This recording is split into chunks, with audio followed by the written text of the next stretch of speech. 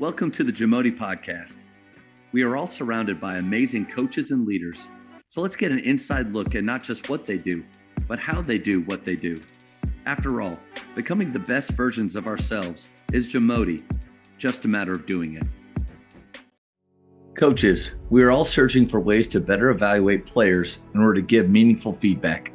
Over 15 years ago, I put together a test called the JAMODI Skill Rating. The JSR takes players through a series of tests involving basketball skill or athleticism, giving them one rating at the end.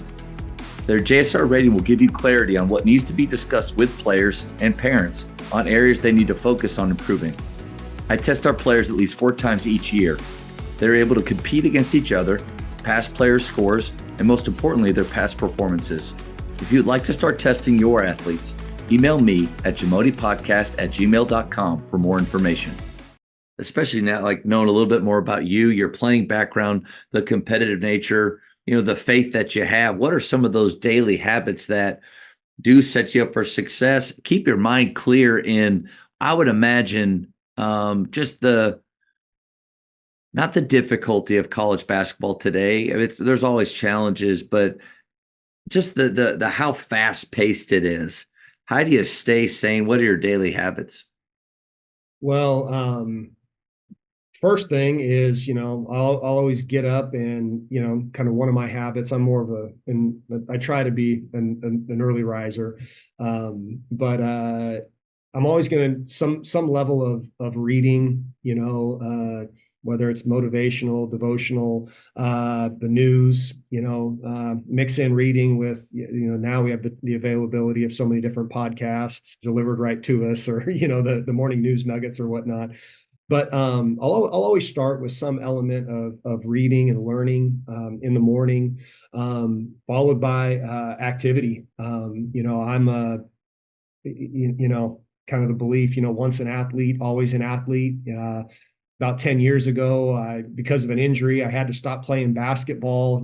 I got undercut going to dunk on a kid, and my hand was facing the wrong way. So I don't have like full use of my left hand, like range of motion. So I had to quit playing. So I'm like, my kids are going to be older at some point and I want to play against them.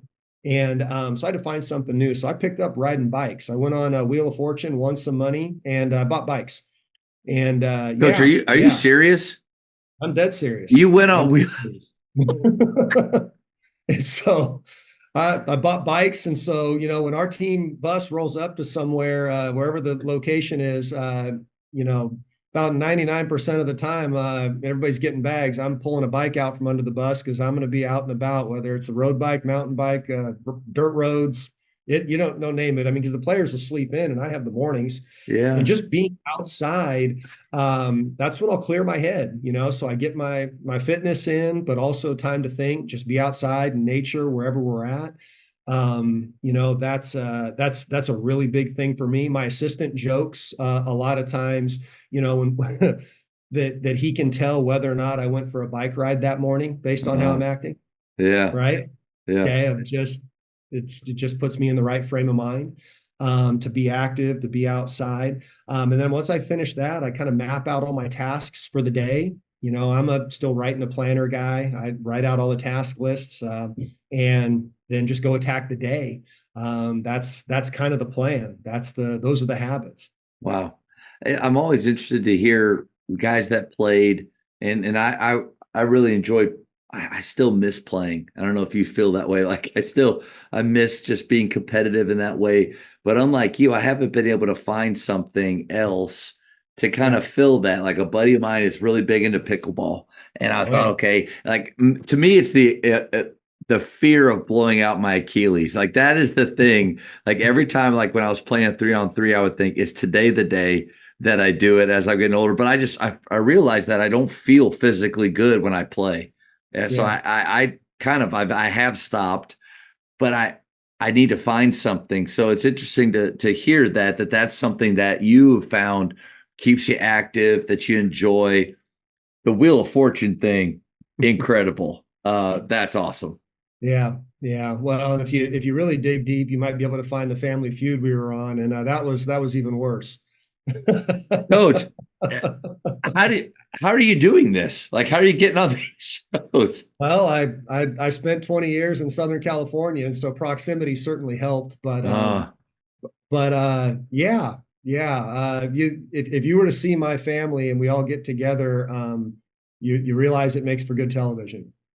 I'll be spending some time on that today, and I love for anybody else listening to let's Google, Yeah, let's check out yeah. some things. But Unfortunately, it's all there. no, that's good. And I do appreciate you talking about writing down your day. I think the days where I'm the most productive are the ones where the plan is set out in front of me and I'm not just hoping that I get things done. The days where I look back and I'm like, golly, I just wasted a lot of time. My phone dominates a lot of what I'm doing, probably on those days. Sure. There is something about, I don't care what time of year it is, it's just having a plan. And then, what was it? Ryan Holiday talked about one of those stoic guys had a quote about, we weren't, we're not here to stay warm in our beds, meaning like get up and get things done. No, I agree completely. Yeah, I did just did a workshop during an internship and when I was finishing my MBA and it was basically like you want to be a productive individual, here's a tool and we kind of went through, the old some Franklin Covey, task, orientation exercises, and just found what works for me Yeah. and tweaked it a little bit over the course of the next 25 years. But it's what I do. It's the routine, and we wear a lot of hats as a coach, Yeah. and I kind of break it up: my personal life, basketball. And then I have, a couple other little subcategories within those, and I prioritize them. And as you said, just go attack the day. Man, on that note, like great flow into the next question is balancing coaching and family life. And knowing a little bit more about your history and what your family was like when you were young, and imagine like how did that maybe influence your journey with doing what you do, but wanting to protect and value that time with your family. Well, I'll give credit to like my college coach, Bill Odell at Azusa Pacific. His wife Gail was at all of our games. She was involved in our lives. And when I started dating my wife, and we started, becoming serious, it was my senior year, and I actually had an injury, had a medical red shirt, and so I was on the sidelines, and I still was involved with the team and everything. And so my girlfriend at the time, Joy, she was coming around, and naturally the more she's around, the more Gail realizes, okay, this might be a longer term deal. And so she started taking her under her wing. Wow. And then we got married right after that year, graduated, and then I had another year of eligibility. So my fifth year, when I was doing my master's degree, I was married, and Gail brought Joy right into, like she's a coach's wife. I mean, Yeah. in the whole Yeah. thing. And fast forward, she mentored her and other coaches' wives throughout that time. And now, like my wife is every step of the way has been at the games, involved in recruiting. She's, watching games she watches probably more college basketball than I Wow. do. She'll pull up other games on the live feed, and she knows what's going on. She's highly invested in this. Yeah. And my kids throughout their time growing up, the same thing. I have three kids. I have a 21-year-old, 18-year-old, and a 14-year-old. And they've all been invested in these players' lives. Like my players are my children's friends, guys that my son looks up to. The whole team showed up at one of his games, these junior high games this year. That's Like, cool. you That's kidding me? cool. But at a young age, like I never wanted my kids to know after a game if we won or lost, right? Gonna be the same dad for them. When I come home from work, that I'm dad. I've coached my kids, and it's been like a challenge. I mean, I think I've navigated it reasonably well. Where I'm dad, I'm not your, just tyrant coach on the court. Yeah. I want you to enjoy the game. And another piece that our family, I think, has really worked to do a good job of is getting away together, Mm. right? And making sure we're intentional about spending time, whether it's our holiday traditions, Thanksgiving, Christmas, Easter, or my wife and I getting away every year after the season, just the two of us, because the season's taxing. Yeah. Right? We all want Yeah. to jump into recruiting, but at the same time, that top recruit we have, most situations, is our wife. Have to make sure that we're taking care of that. And then getting away as a family, right? And just being together.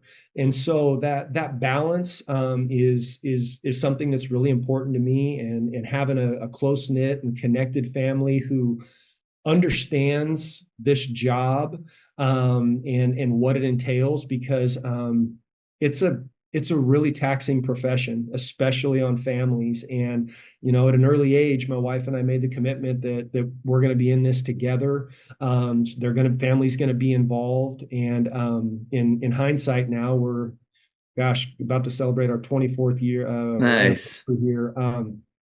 I wouldn't trade it for anything. I mean, I think we've done a very good job of working that balance together. We Man. can get better, but we've made it a priority of not letting things get out of whack.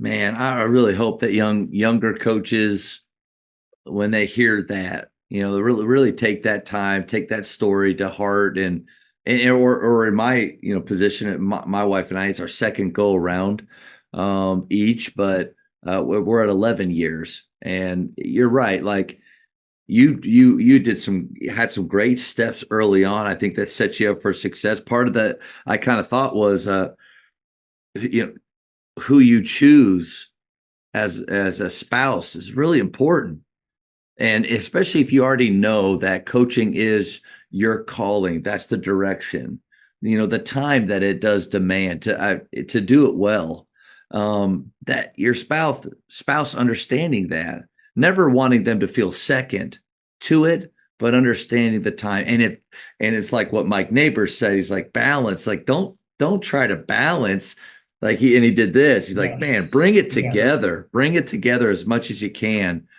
um yeah, I really appreciate you sharing those nuggets. Yeah. Well, an unfortunate reality in coaching is that you have a lot of neglected families, Yeah. and that's one of the reasons why early on just made the commitment to be a Division II coach, because one, the institutions that I've worked for, thankfully, understand the value of my family in my life, and wanting to integrate it. But it just never appealed to me, wanting to be a Division I coach or go into the professional ranks when I was younger, when I had some opportunities, because I didn't want to take those divorces from my family for the periods of time that it would have required to do it at the level I would have wanted to do it at. I mean, coach, it full circle back to sacrifice. Yep. Sometimes you sacrifice lesser desires for greater ones, and a Correct. greater one is that family that you have, and that you fought for. I had a question about coaching your kids. How often did you take it home, the game home, to in the home at with that time, or were you able to kind of leave it? Because my son is a junior right now at Faith, Yeah. and there's times where I worry, like, okay, we're just at practice now. When we get home, are we still at practice? Or how did you handle that? Well, being a college coach, one of the things that I've seen over the years, and my oldest child's 21, daughter, um, she's a two-sport athlete at the college level. Wow. Just pretty rare. Yeah. Was a conference player of the year in volleyball, and she's a good player on the basketball team.